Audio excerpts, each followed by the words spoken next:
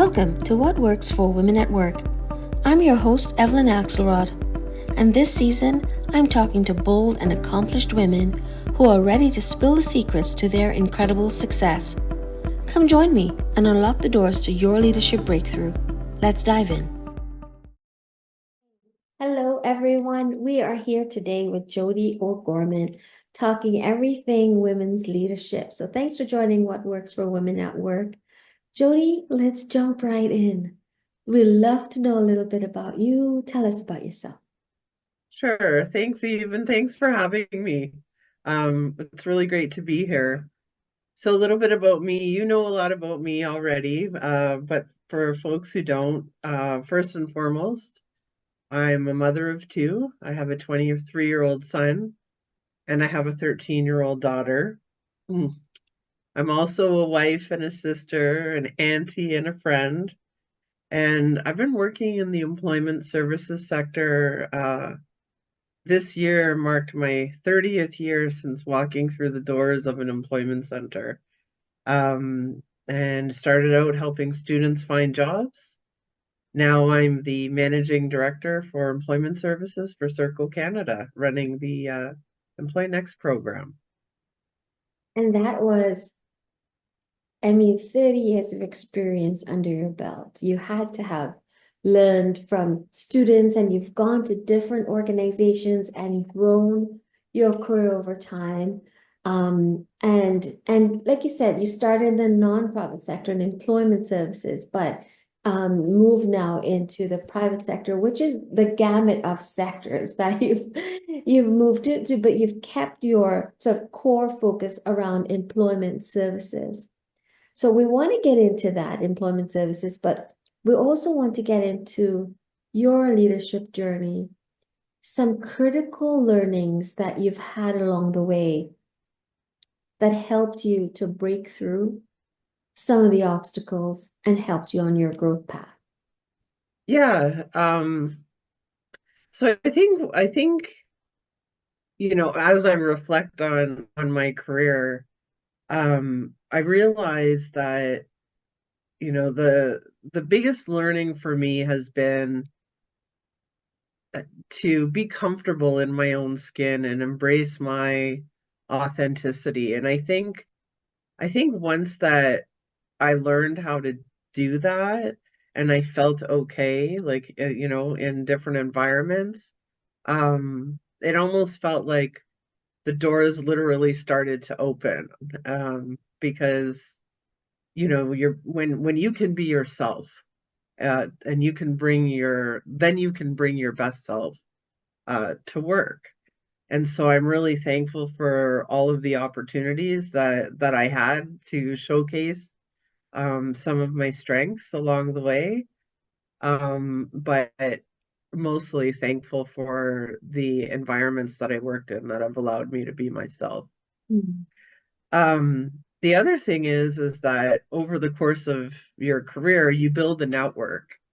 And I think it's really important that we build a strong network of positive women and leaders. I've been fortunate to have many women leaders and mentors along my journey. But it's not just having a network and growing a network, it's about utilizing that network and reaching out when you need things. It's okay to ask for help sometimes, and sometimes that just might be, having a gut check on something that you might be thinking. It could be looking for, somebody else's professional perspective, or it could be, letting somebody know that you're open to looking for work. So there's many ways uh, that we can use our network along the way. And the last thing is making the room to advocate for yourself. I know that one is really, really challenging, because it's not always, easy to do that. Sometimes it's just easier to, just go with the flow and let things happen. Um, but you can make things happen. And when you advocate for yourself, that could be something as simple as, you know, reaching out to your supervisor at work and letting them know that, hey, I have this skill set that you might not be aware of, but I wanted to let you know I've done this in the past, or I do this as a hobby, and I'd really like to showcase that at work.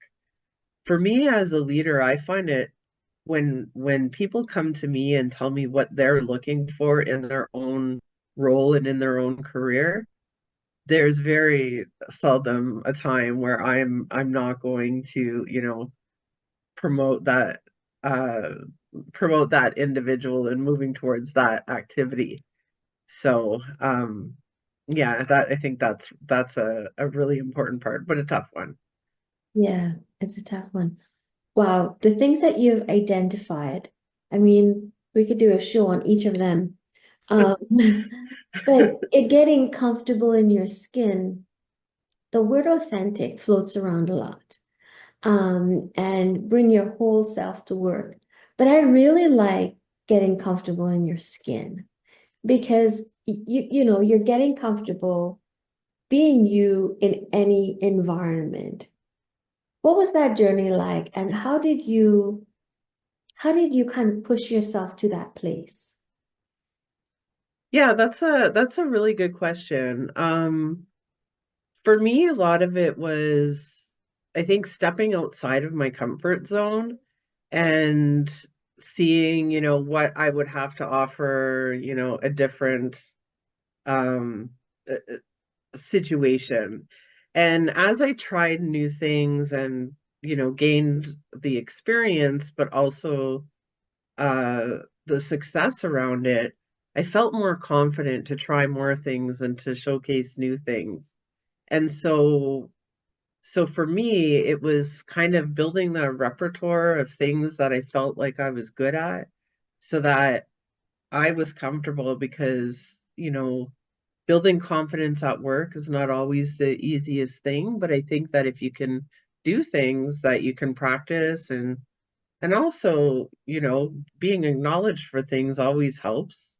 And you slowly build that confidence and you become comfortable. I think the challenging parts are along the way. You can't make everybody happy and you have to be okay with that. I try to work collaboratively with people and I try to be fair and thoughtful in my decisions, but not everybody's going to agree with me all the time. And I have to be okay with that. Absolutely.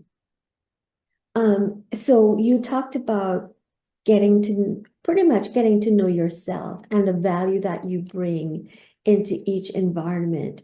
And when you reflected on the things that you did, you kind of build confidence over time. So how important is that reflection exercise? As we get into the end of the year, the new year, how important has that reflection exercise been? It's, I think it's probably one of the most important things that we do as leaders is to reflect on, how reflect on how the work that we're doing is impacting us, reflecting how the work that we're doing is impacting others.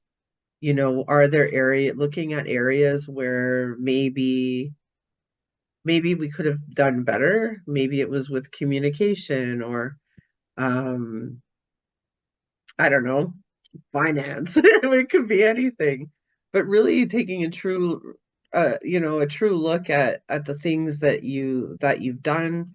Again, I always like to gut check with my peers, with my coworkers, and see how they feel about things. Um, and as a leader, I lead a large team, so do have the opportunity to also, do some surveying of the team when it comes to the broader work. Um, because I never want to be perceived as, this person making the decisions in the ivory tower that are impacting everybody. I would like to reflect on how the decisions I'm making are impacting the people that are directly impacted by the services that we deliver. Mhm. So again, like I said, we could do four different shows on the things that you shared.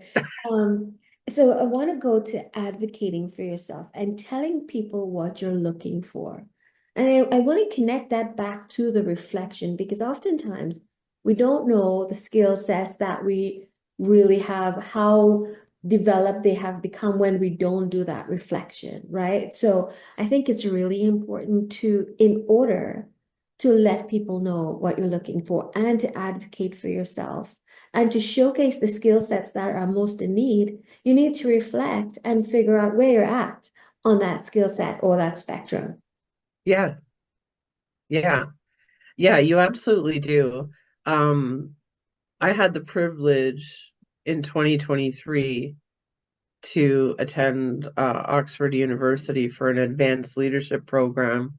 And through that program, um, I did a 360 degree assessment with a number of my peers and the my executive team as well as partners, etc.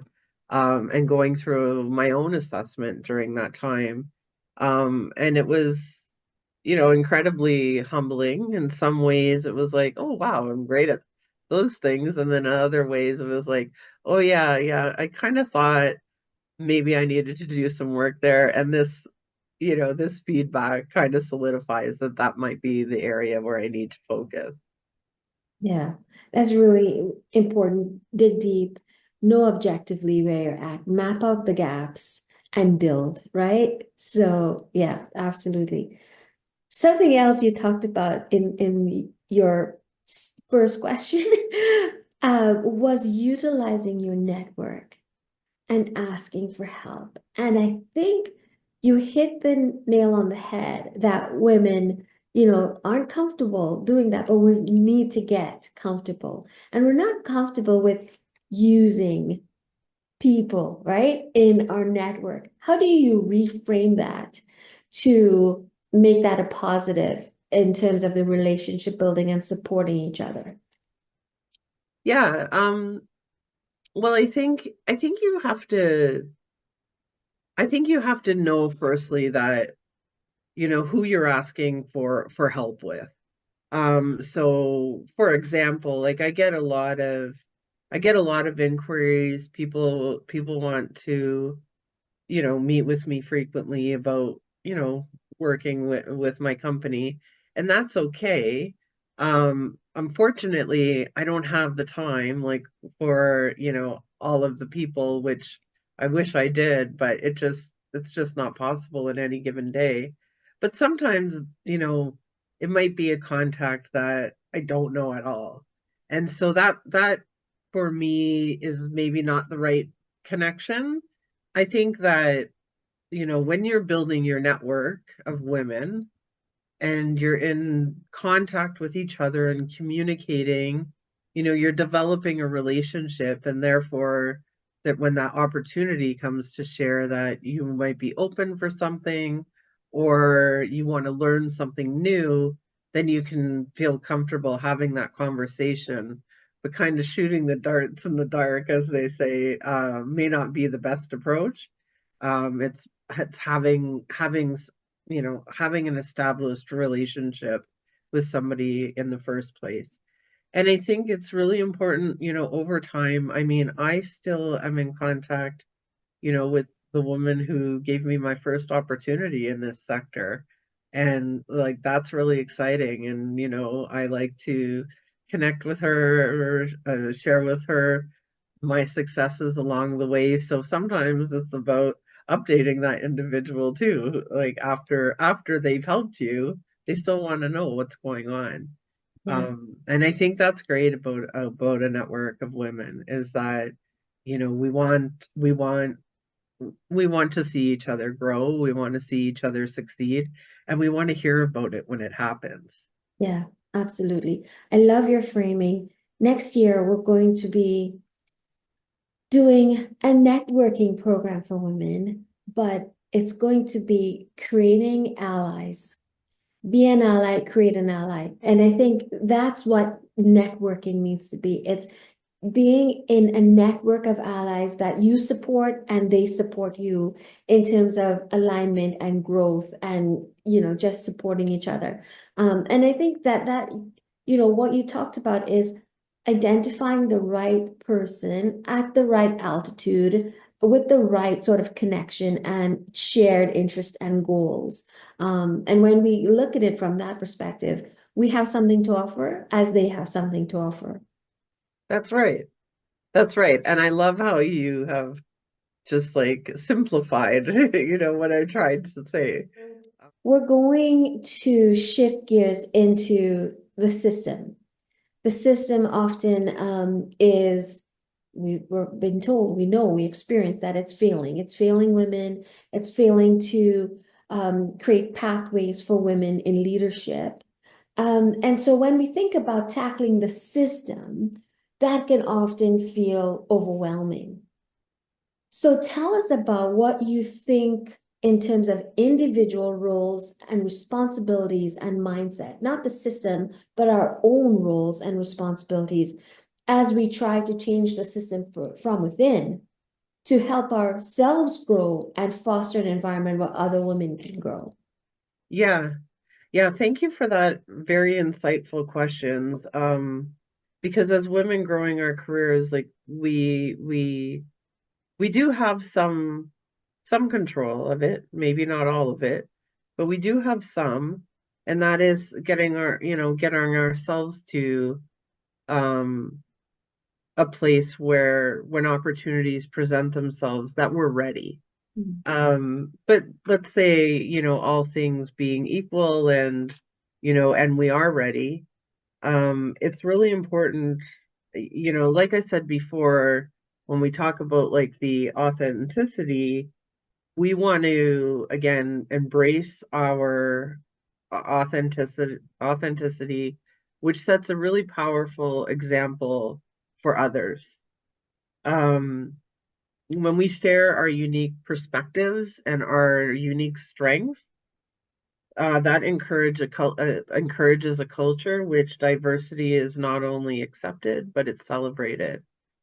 Um, one of the things that, I recall, like when just joining Serco, and, most of the companies that I've worked with over my career have embraced diversity, and we've talked about this before, where we work in a sector where it's a lot of women, Mhm. um, and that's not necessarily how all sectors are reflected. It was this concept of, and I just liked the framing of diversity of thought, Hmm. meaning that when different perspectives, when different people of different backgrounds are coming to the table to try to solve problems, wow, the diversity of thought, how powerful that can be. And so, you know, for me and my teams, and building the teams that I've built, it's been really important for me that I've had people on the team um, who do embrace diversity and who bring their unique strengths to the team. Um, it's very powerful when that happens. But we have to create the space. We have to help to create the space. We have to help to pave the way for other women and help other women, be ready. And so that when that opportunity, when that CEO position comes open, our girl is ready. Yeah, that's right. So we're trying to help, you know, other women aspire and build their career. What would be your advice that you would give women who are trying to grow their career and become leaders in themselves? Um, for women who are trying to grow their career and help themselves, I think finding a mentor is Mm. incredibly important.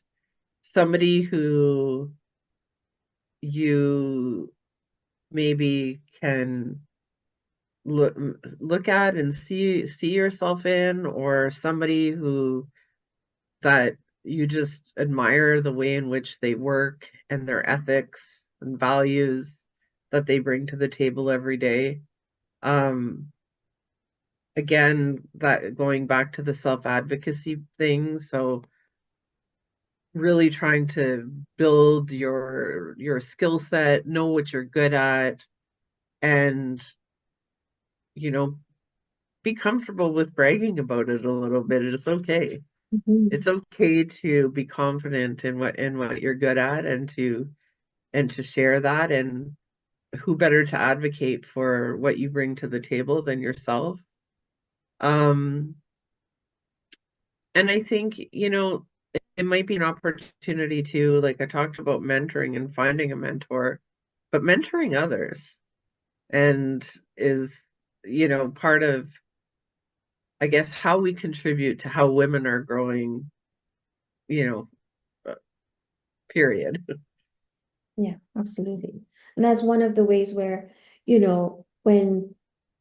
when we're working within the system, we can challenge the system by mentoring others and creating room for them to grow and spaces become more equitable, right?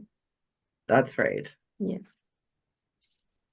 Awesome. Okay, so how did you get so smart, Jodi? What resources, what things are you surrounding yourself with? How do you continuously learn? Um,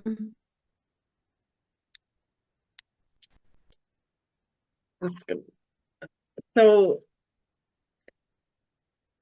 I can't really like pinpoint like any like specific books or resources that have influenced like my career or my thinking. Um, but my success has largely been influenced by surrounding myself with a community of mentors and experts and advocates and peers, who such as yourself, who I admire and have watched their career journeys over time. Um, I've also learned that you don't have to be an expert in everything, Mm. but you should know enough to be dangerous. In my work, I have the privilege to be able to build a team of people. So building a team of people around me who are maybe good at the things that I'm not great at, that's amazing. Again, everybody's bringing their best gifts, and we're all working together and learning from each other. As I had mentioned, I did have the incredible opportunity to attend Oxford to study advanced leadership with colleagues of mine across the globe and spanning over many industries. And that was an amazing experience that I'm very grateful for. Um, and it's also helped to, broaden my network. So it's really been, I work in a people business, and I think a lot of the learning has been around people understanding, what people need, how people work, how we can, work together. Um, it's really been about that. So when you look back at your career, there have been so many accomplishments. And it happens year over year, right? A lot of people look at someone and say, how did she get there? I wish I were in her shoes. But it was year over year over year. And that building, that continuous learning, that surrounding yourself with the right people. What's your plan for the next year, Jodi? That is an excellent question. 2024 for me was a tremendous year for growth. As you know, my mother passed away in the spring, and it forced me into taking a look at my own life and what I want for myself and what my mother would want for me. And my goal for the next year is to find find a little bit better balance Mm, between, you know, I think ever since the pandemic, it's like that meme that we would see that would say, do I work where I live or do I live where I work? Um, and a colleague of mine had talked about it as not a work-life balance, but a work-life intersection. mm, So an acceptance of, you know, sometimes maybe my work and my life bleed into each other because uh, I work from home, so to speak. Not all the time, but I have the privilege of working from home. Um, but we really need that balance in order to be able to actually show up and be our best self mhm, for the people that, not just the people that we're working with, but the people that we care for outside of work, our families. mm. And so I still plan on working hard, but I 2025 maybe I'm going to be playing hard too. Good for you, Jody. I'm loving that. I want to see that for you, and I'll come along and play with you sometimes. That's awesome, Jody. Thank you so much for sharing your stories with us. And I mean, even on question one, I mean, there are so many other learnings, but you blew us away right away from the top. So thank you so much for that. And thanks everyone for joining us. Reach out anytime if you want to chat more about what works for women at work. Thank you. We'll see you next time.